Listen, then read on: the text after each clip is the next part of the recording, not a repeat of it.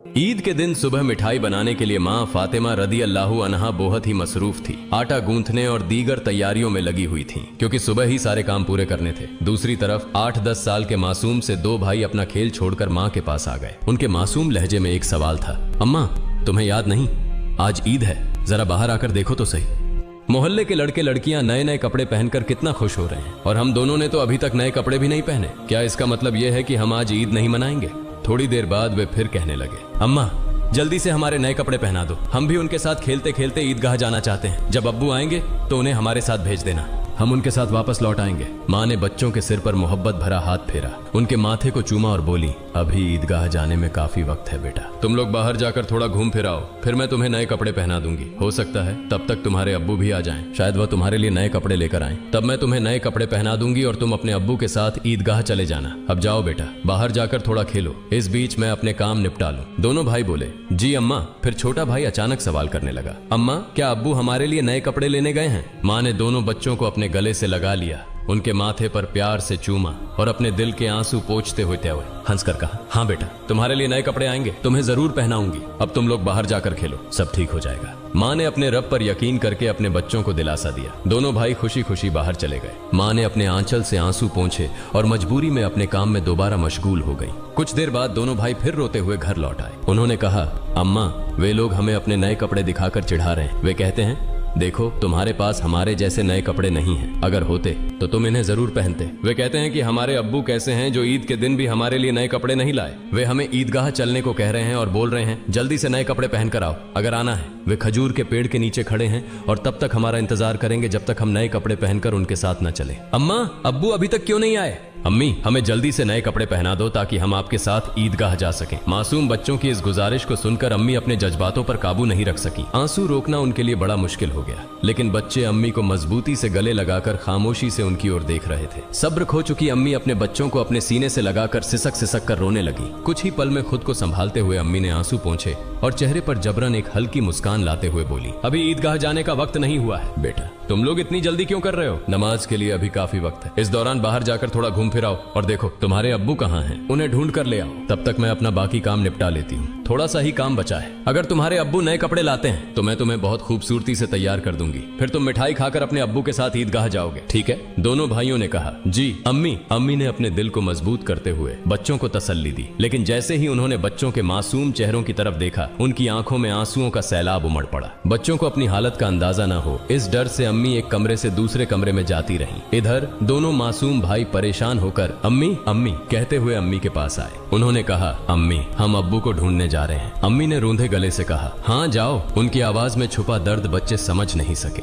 बड़े भाई ने अफसोस जताते हुए कहा, अब्बू कहाँ होंगे? छोटे भाई ने बड़े भाई से पूछा, अब्बू कहाँ गए? बड़े भाई ने जवाब दिया, पता नहीं, चलो इधर उधर ढूंढते हैं। छोटे भाई के कंधे पर हाथ रखते हुए दोनों भाई अब्बू की तलाश में निकल पड़े। इधर अम्मी अपने दिल का दर्द कम करने का कोई रास्ता नहीं पा रही थी। उनकी बेचैनी और बढ़ गई। वह सोचने लगी, मैं अपने मासूम बच्चों को कैसे बताऊं कि आज उन्हें नए कपड़े पहनाने की सामर्थ्य हमारे पास नहीं है, फिर भी उन्हें कैसे तसल्ली दूं? और आज तो ईद का दिन है, वे मेरी बात क्यों मानेंगे? या अल्लाह तुम्हारे अलावा कोई सहारा नहीं। ईद के लिए जो मिठाई बनाई है वह भी कई दिनों तक थोड़ा थोड़ा गेहूं बचाकर तैयार की है, उसी से हलवा और रोटी बनाई है, लेकिन नए कपड़े कहां से लाऊं? या अल्लाह ये बोझ क्यों डाल दिया इस अम्मी के सिर पर? तुम तो सबकी हालत जानते हो, मैं इन मासूम बच्चों को कैसे समझाऊं? या अल्लाह तुम रहमदिल और सर्वशक्तिमान हो, झूठ बोलना गुनाह है, यह जानते हुए भी मैं अपने बच्चों को झूठे दिलासे और उम्मीद देकर बहला रही हूँ, लेकिन अब मैं क्या करूँ ये तो बता दो। हे अल्लाह तुम मुझे रास्ता दिखाओ, तुम मेरे गरीब पति की हालत जानते हो, तुम गरीबों के हालात से वाकिफ हो। हे रहमान हे रहीम। यह कहते कहते माँ रसोई में चली गईं और जोर जोर से चक्की चलाने लगी। चक्की के घुर्र घुर्र की आवाज के साथ उनके दिल का दर्द भी बाहर आने लगा।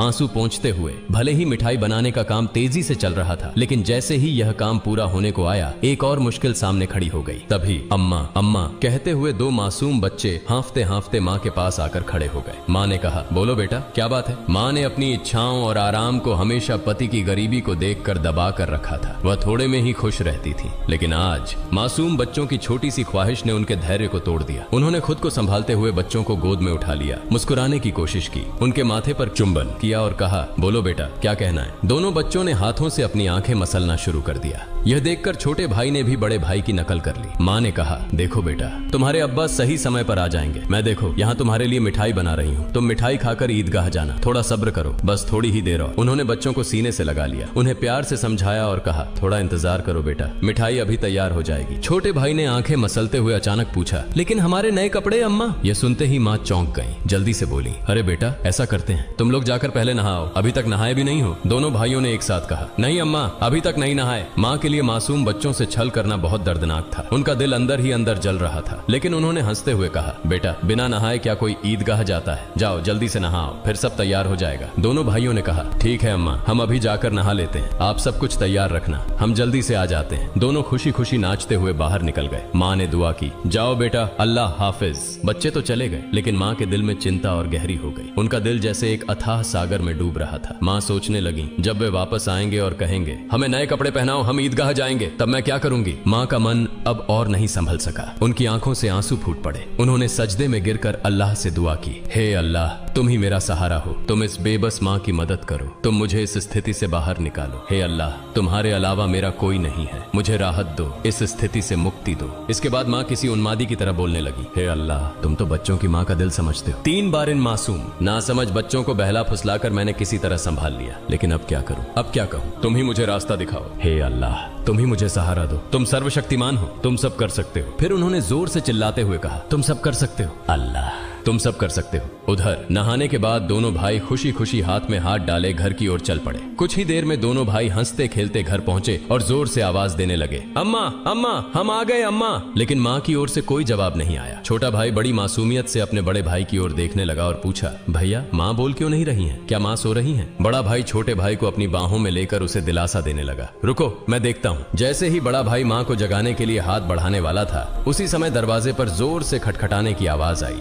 बड़े भाई ने डरते हुए पूछा, कौन है बाहर? बाहर से कोई जवाब नहीं आया। दोनों भाई चकित होकर एक दूसरे की ओर देखने लगे। छोटा भाई डर के मारे बड़े भाई से चिपक गया। तभी फिर से दरवाजे पर जोर से खटखटाने की आवाज हुई। डर और घबराहट से दोनों भाई चिल्ला पड़े, अम्मा अम्मा, बाहर कौन है? लेकिन माँ की ओर से कोई आवाज नहीं आई। फिर दरवाजे पर खटखटाने की आवाज के साथ कुछ भारी खड़खड़ाने की आवाज सुनाई दी। दोनों भाई डर गए। उन्हें पता था कि अगर कोई रिश्तेदार, परिवार का सदस्य या पड़ोसी घर पर आता है तो वह हमेशा सलाम करता है, लेकिन ये सब कुछ उल्टा हो रहा था। बड़े भाई ने छोटे भाई को और कसकर गले लगाते हुए कहा, मुझे समझ नहीं आ रहा ये क्या हो रहा है, माँ भी कुछ बोल नहीं रही हैं। डरते डरते दोनों भाई दरवाजे के पास गए। जैसे ही वे वहां पहुंचे, बाहर से फिर से खटखटाने की आवाज आई। दोनों भाई थोड़ा पीछे हटे और जोर से चिल्लाकर पूछा, कौन है दरवाजे पर? बाहर से आवाज आई, मैं दर्जी हूँ, दरवाजा खोलो। दोनों भाई हैरान रह गए। उन्होंने पूछा, दर्जी आप यहाँ क्यों? बाहर से आवाज आई, हाँ मैं दर्जी हूँ, दरवाजा खोलो, मैं तुम्हारे लिए नए कपड़े लेकर आया हूँ, इन्हें ले लो। जैसे ही यह बात सुनी, दोनों भाइयों ने जल्दी से दरवाजे की कुंडी खोली। सामने एक व्यक्ति नए कपड़ों के गट्ठर के साथ खड़ा था।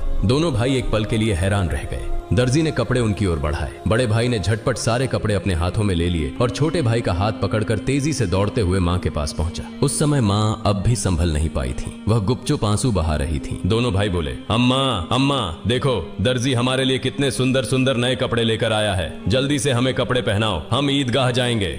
बड़े भाई की बात सुनते ही छोटा भाई भी चहकते हुए बोला, हाँ अम्मा जल्दी करो, अगर देर हो गई तो हमें नमाज का समय नहीं मिलेगा। माँ यह सुनकर हैरान रह गई। कुछ पल के लिए बच्चों की ओर देखा और उन्हें गले लगाकर फूट फूट कर रोने लगी। इसके तुरंत बाद उन्होंने बच्चों को छोड़ दिया और सीधे सजदे में गिर गई। उन्होंने कहा, है अल्लाह, तुम्हारी महानता को कौन समझ सकता है। उन्हें तुरंत समझ में आ गया कि जो व्यक्ति नए कपड़े लेकर दर्जी बनकर आया था वह वास्तव में दर्जी नहीं था, निश्चित ही वह अल्लाह के भेजे हुए फरिश्तों में से एक था। माँ सजदे से उठी और जल्दी से बच्चों से बोली, जाओ बेटा जाओ, उसे मेरा सलाम कह देना और कहना कि वह आज हमारे घर से विदा हो जाए। लेकिन बच्चों को यह बात याद ही नहीं रही। दोनों भाई नए कपड़े पाकर इतने खुश थे कि उनकी खुशी का ठिकाना नहीं रहा। माँ ने बच्चों को देख उनके सिर और पीठ पर हाथ फेरकर उन्हें गोद में लेकर प्यार किया और माथे पर चूमा। फिर हल्के से डांटते हुए कहा, बेटा क्या तुम अभी तक नहीं गए? दर्जी साहब को क्या लगेगा? वे सोचेंगे कि इस घर के लोग कितने बदतमीज हैं। मेहमान बाहर दरवाजे पर खड़ा है और तुम यहाँ मस्ती कर रहे हो। तुमने उसे भूल ही गए, यह तो बहुत बड़ा गलत व्यवहार है। तुरंत जाओ, उसे मेरा सलाम पहुंचाओ और कहना कि वह आज हमारे मेहमान बने। जाओ बेटा, उन्हें बैठक में आराम से बैठने के लिए कहो। बिना देरी किए दोनों भाई दरवाजे की ओर भागे, लेकिन तब तक दर्जी घोड़े पर सवार होकर घर से बहुत दूर निकल चुका था। दोनों भाई जोर से चिल्लाने लगे, दर्जी साहब, ओ दर्जी साहब, अम्मा ने आपको सलाम कहा है, जल्दी वापस आइए, आज आप हमारे घर दावत पर आइए, हम बैठक का दरवाजा खोल रहे हैं। लेकिन दूर से हवा के साथ जवाब आया, अपनी अम्मा और अब्बा को मेरा सलाम देना, किसी और समय मिलने आऊंगा, अस्सलामु अलैकुम। दोनों भाई दौड़ते हुए माँ के पास आए और सब कुछ बता दिया। बोले, दर्जी साहब ने तुम्हें और अब्बा को सलाम कहा है। वह घोड़े पर सवार होकर उस तरफ जा रहे हैं। जल्दी आओ। माँ, उन्हें देखोगी ना? जल्दी करो और खिड़की से देख लो। जल्दी आओ। माँ, अगर देर करोगी तो उन्हें फिर नहीं देख पाओगी। दर्जी साहब कितने खूबसूरत लगते हैं। आओ ना। माँ ने बच्चों की बात सुनकर खिड़की के पास आकर खड़ी हुई और बाहर की ओर देखा। उन्होंने देखा एक तेजस्वी पुरुष नजर आया। वह आकाश की ओर उड़ते जा रहे थे और उनके शरीर की चमक चारों ओर फैली हुई थी। उनकी रोशनी सूर्य की किरणों को भी फीका कर रही थी। मां तन्मय होकर यह सब देख रही थी। अचानक वह पुरुष घोड़े सहित कहीं अदृश्य हो गए। उन्हें अब और नहीं देखा जा सकता था। इतने में दोनों भाई जोर से चिल्लाकर बोले, अम्मा, अम्मा देखो, वो रहे अब्बा, दूर से आ रहे हैं। वह मां ने बच्चों को लेकर अंदर कमरे में ले गईं और उनके शरीर पर नए कपड़े पहनाने लगी।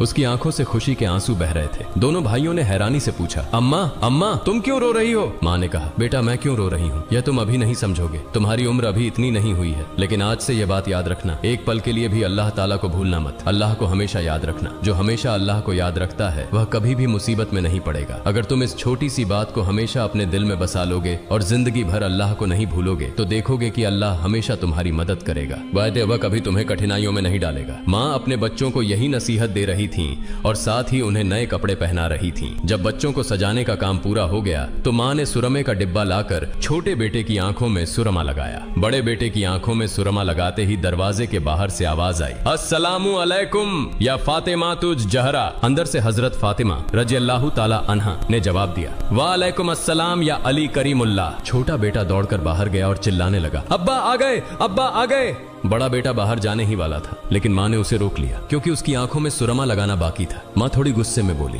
बैठो बैठो, पहले सुरमा लग जाने दो। इस बीच छोटा भाई अपने अब्बा का हाथ पकड़कर अंदर ले आया। तब तक बड़े भाई की आंखों में सुरमा लगाया जा चुका था। दोनों बेटों को देखकर अब्बा हैरान हो गए और बोले, यह क्या, इतने सुंदर कपड़े ये कहां से आए? फिर दोनों भाइयों ने अपनी माँ और अब्बा को गले लगाकर खुशी जताई। हजरत फातिमा रजी अल्लाह ताला अन्हा ने बच्चों की आवाज शांत कराते हुए हजरत अली रजी अल्लाह ताला अन्हु को सारी घटना सुनाई। हजरत अली रजी अल्लाह ताला अन्हु जैसे ही यह बात सुनी सजदे में गिर गए और बोले, हे अल्लाह, तुम्हारे लिए कुछ भी असंभव नहीं है। तुम महान हो, असीम हो, तुम दयालु और सर्वशक्तिमान हो। सजदे से उठकर उन्होंने हजरत फातिमा रजी अल्लाह ताला अन्हा से कहा, जो दर्जी बनकर बच्चों के लिए कपड़े लाए, क्या तुम उन्हें पहचानती हो? क्या तुमने जान लिया कि वह कौन थे? हजरत फातिमा रजी अल्लाह ताला अन्हा ने कहा, नहीं, लेकिन इतना निश्चित है कि वह अल्लाह के किसी भेजे हुए फरिश्ते थे, इसमें कोई शक नहीं। हालांकि यह मेरी अपनी धारणा है। हजरत अली रजी अल्लाह ताला अन्हु ने कहा, हाँ, तुमने सही कहा, यह अल्लाह की महिमा है। वह हजरत जिब्राइल अलैहिस्सलाम थे। हजरत फातिमा